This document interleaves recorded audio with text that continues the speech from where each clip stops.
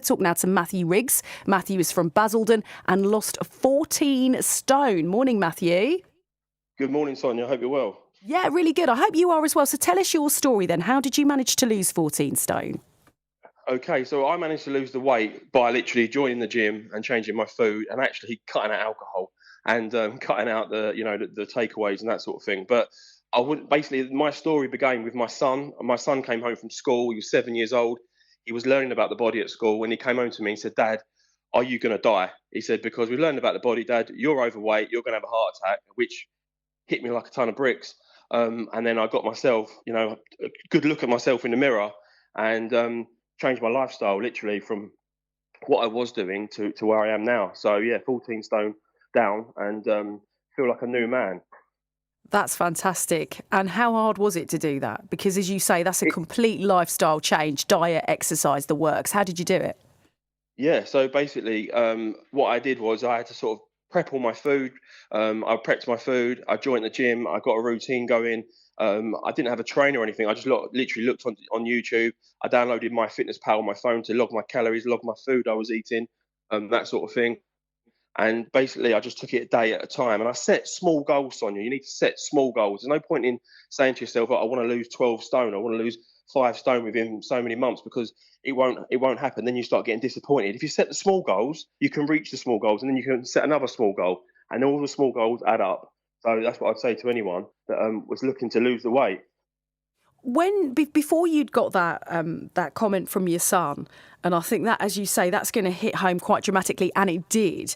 Before you'd got that, was it on your mind that you perhaps needed to lose a bit of weight, or that you had any issues? Could you feel in how healthy you felt yourself that there was a problem before that question? I always knew there was a problem, Sonia. Like I was always the happy-go-lucky guy, always the one that life and soul of the party. Everyone thought that there was no problem with me, but deep down I was depressed. I was struggling with mental health, all because of my weight. I couldn't get clothes in the shop. I couldn't literally just running up the stairs or going up the stairs. I'd be out of breath by the time I got to the top. Just going out with the kids, I would be absolutely shattered just walking around. I knew there was a problem, but it was actually admitting to myself that I needed to do something about it. And having 2 young kids, trying to keep up with them, it was hard work. I should have done something sooner. Isn't it funny how kids can just sometimes say the most powerful things? I Oh, know with my definitely. two, they'll just point stuff out. They can make you see things in a total different light, or they can give you that wake up call. Sometimes that, as an adult, as you say, you Yeah, kind of know deep down, but you don't want to face up to it. yeah. And kids don't have no filter. I mean, my son was so blunt when he came out with it. They just say it how it is. And because I lost my dad when I was 11, so I know what it's like to lose a parent at a young age. And I thought to myself, what am I doing? I'm killing. I was 27 and a half stone at my heaviest, so I was a big guy. And it's a struggle to lose the weight because you don't really see much change going on from day to day. You look in the mirror every day, like I was thinking, well, not much is happening. But if you stay consistent and stick with it, you start seeing changes in the mirror, and it becomes amazing. Why do you think, we're sort of talking about these stats, why do you think nearly 2/3 of adults in a big chunk of Essex are overweight or obese? What do you think's fueling it, driving this, would you say, Matthew? Okay, well, I know from first hand being in them shoes, it's too easy to get food now. It's too easy to get on your phone. You pick your phone up and you've got a selection of 100 different takeaways within all these delivery apps. There's so many of them now, and they're delivering within 20 minutes. It's just too easy to get the fast food. And obviously, you come home from work and you haven't got any food prepped or you haven't got anything to eat.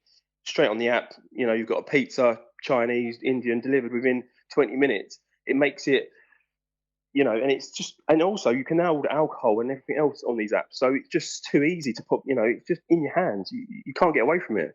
Yeah, and with the advertising as well, and I know the government have sort of looked at this as well, but walking past billboards, seeing adverts on telly, there's a lot related to fast food, isn't there, that you will see constantly around you?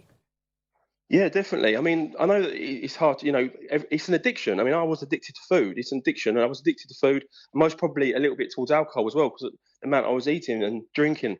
But they need to cut it down. I mean, they do it with everything else. I mean, they've done it with smoking. I think smoking and then, eating that food is pretty much similar. You're going to have, whether or not you get heart problems, they need to sort of taper it down a bit. Every other advert now, all these programs, these reality programs, they're sponsored by a delivery company, and they're pushing it in your face constantly. I mean, I know it's your choice to eat it, but if you're struggling with that food addiction and it's in your face, you're likely then to, go and order something. And I do think that you sort of touched on it yourself. I do think we do have an emotional connection with food. Yeah, The phrase comfort eating, for example, everyone knows about that. You've definitely. had a bad day. Oh, I'm going to reach for a chocolate biscuit, or I'm really tired. I'm just going to get a takeaway. That there is that sort of quite strong emotional connection to food, Yeah. which is a part of the problem as well, I think, isn't it?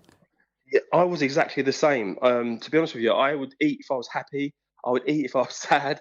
Every time there was if it was something in my life was going good or bad, I'd relate it to food. Yeah. So yeah, definitely.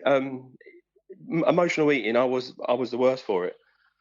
Do you feel better now? It sounds like you do. You're in a lot better place. Yeah, I feel much better place. I mean, like I just said to you earlier, little things like being able to go into a normal shop and buy clothes off the peg, just being able to run up and down with the kids, go out on the bikes, roller skating with the kids, football, everything like that. I'm like literally a new man. I feel like a totally different person. And if anyone wants to have a look at my transformation or my story on Instagram at Mr. Riggs1, you'll see that I'm not just talking this. I've actually done this myself. I am a new man. You guys, anyone can do it. Yeah, absolutely. Well, I'm going to have a look at that later after the show, Matthew, and I appreciate you coming on and talking about it. It's not the easiest of things to talk about, but hopefully it's inspired or reassured some other people who are going through similar. That's Matthew Riggs from Basildon, lost 14 stone. What do you think about this then? We're talking about figures from a couple of years ago.